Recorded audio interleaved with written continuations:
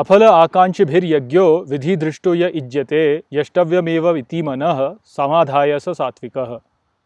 नमस्कार मित्रों, ये जो श्लोक है भगवद गीता के 17वें अध्याय का 11वां श्लोक है, जिसे हम आज गहराई से समझेंगे। तो आइए सबसे पहले इसके अर्थ को समझते हैं। तो जो श्लोक है वो कहता है, अफल आकांक्षिभिर्यज्ञो, अर्थात बिना किसी फल की आकांक्षा से यज्ञ को, विधि दृष्टो य इज्यते, अर्थात विधि पूर्वक जो करता है, यष्टव्यमेव इति मनः, अर्थात ऐसे यज्ञ का प्रयास करता है मन को, समाधाय स सात्विकः, अर्थात केंद्रित करके वह सात्विक है। तो यहाँ पर श्री कृष्ण अब यज्ञ के विषय में चर्चा करते हैं। तो अब तक तो वह आहार के विषय में चर्चा कर रहे थे। अब श्री कृष्ण बताते हैं कि कैसे जो 3 गुण होते हैं उनका यज्ञ पर प्रभाव होता है। तो सबसे पहले वह सात्विक गुण के विषय में कहते हैं कि जब कोई यज्ञ एकाग्र मन के साथ में किया जाता है और बिना किसी फल की इच्छा के साथ में किया जाता है और विधि पूर्वक किया जाता है, अर्थात जो कि शास्त्रों के साथ जुड़ करके किया जाता है, तो शास्त्रों में जिस प्रकार से बोला गया उस प्रकार से किया जाता है, तो इस प्रकार का जो यज्ञ होता है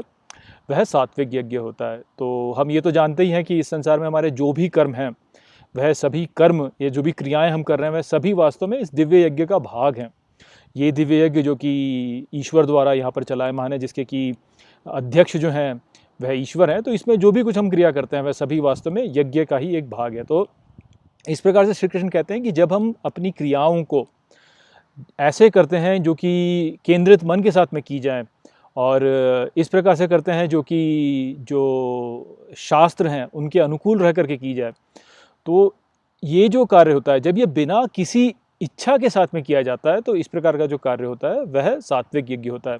तो यहाँ पे हमें जो समझना है वो यही है कि जो अभी भी कार्य हम करते हैं वह सभी कार्य जो हैं वह हम संपूर्ण केंद्रित होकर के करें, फुल कॉन्सेंट्रेशन जिसे कहते हैं उसके साथ में करें। अर्थात हम जब किसी भी कार्य को करते हैं तो हमें केवल उसी कार्य पर अपना ध्यान केंद्रित करना चाहिए और किसी अन्य कार्य पर अपना ध्यान केंद्रित नहीं करना चाहिए।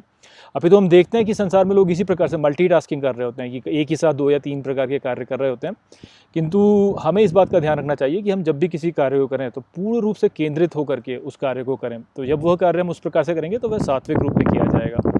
इसी के साथ में श्री कृष्ण ये भी कहते हैं कि कार्य को जो है विधि पूर्वक किया जाना चाहिए, अर्थात शास्त्रों में जिस प्रकार से बोला गया, तो जिस प्रकार से शास्त्रों में बोला गया है हमें अपने कार्य को उसी अनुसार करना चाहिए। शास्त्रों से अलग हट करके यदि हम कार्यों को करेंगे तो हो सकता है कि हम अनैतिक कार्य कर बैठें या कुछ ऐसे कार्य कर बैठें जो कि ठीक नहीं है।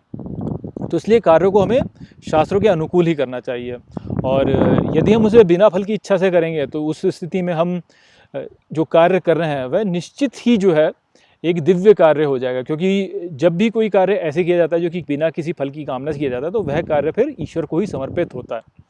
तो इसलिए यहाँ पे श्री कृष्ण कह रहे हैं कि जो सात्विक यज्ञ होता है वह ऐसा होता है जिसको कि विधि पूर्वक किया जाता है, शास्त्रों के अनुसार किया जाता है, अर्थात तो जिसको मन को एकाग्रित करके किया जाता है। उसमें ये नहीं होना चाहिए कि हम वैसे तो यज्ञ कर रहे हैं, वैसे तो इस कार्य को कर रहे हैं, किंतु ध्यान हमारा कहीं और है। वैसे तो हम इस किसी एक गतिविधि में संलग्न है, लेकिन हमारा जो मन है वह कहीं और है।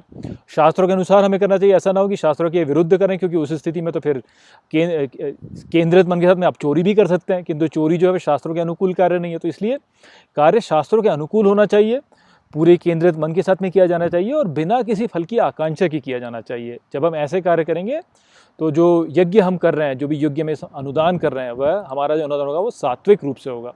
ये यहाँ पे श्री कृष्ण ने बताया। आशा करता हूँ कि मैंने इस श्लोक को आपको अच्छे से समझा दिया होगा। चलिए इसी के साथ इस वीडियो को हम यहीं पे समाप्त करते हैं। नमस्ते।